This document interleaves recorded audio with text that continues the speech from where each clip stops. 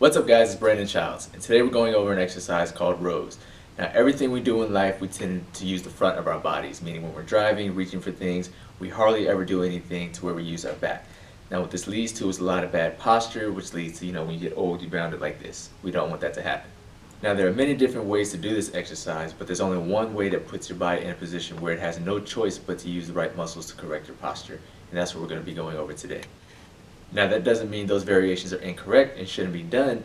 It just means that if you're trying to focus on posture correction, there's certain angles and directions that you have to be in to make sure that you're not using any muscles that you don't want to be using to compensate.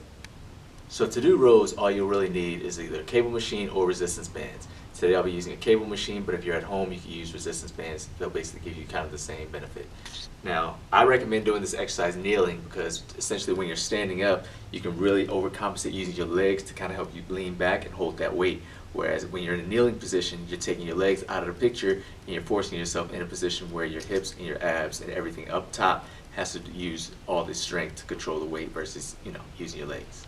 So when you're setting the height for your cable machine or your bands, whatever you're using, you want to make sure that when you go to pull, you essentially want it the exact same level as your arm is when you pull back like that. Because if it's too high, you'll end up pulling down and you'll end up using a lot more bicep and your lat muscle pulling down. If that's what you want to work on, then you can do that. But if you're trying to work on correcting your posture and getting that external rotation, pulling your shoulders back, then you want to make sure that it's level. You also don't want it to be too low, because if you're pulling from a lower level, as you bring it back, more than likely you're going to end up rotating your shoulder forward in order to pull the resistance in that direction. So ideally, get it as straight as you can, or as close to the level as you can.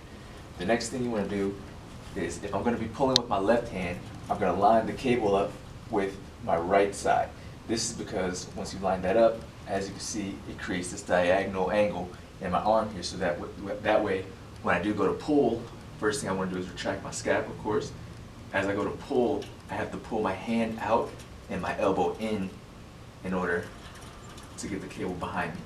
This external rotation in your shoulder is so it's going to help correct your posture and work against all those overcompensation things that we do in our day-to-day lives. So just keep your shoulder back, pull back, elbow in, hand out.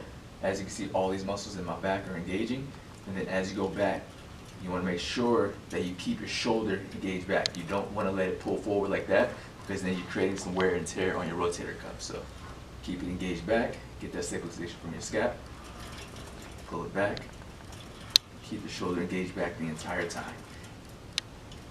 And because you're kneeling, you shouldn't be leaning too far back to hold the weight. Your glutes and your abs should be helping to support you, keep you straight up.